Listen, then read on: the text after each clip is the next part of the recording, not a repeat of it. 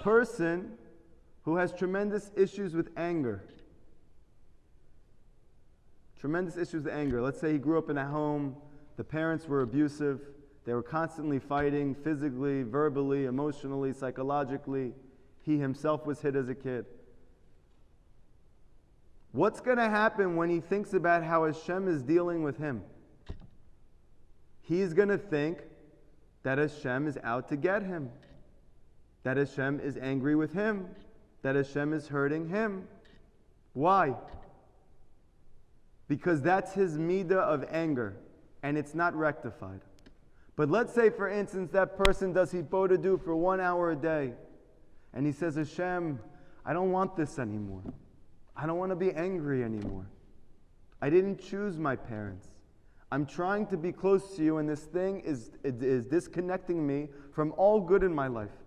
I want peace in my life so I can experience you as you are.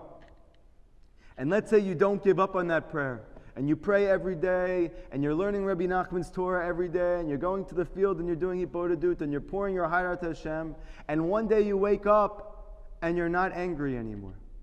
You know what's going to happen? You're going to be able to experience Hashem as He is. Peaceful. No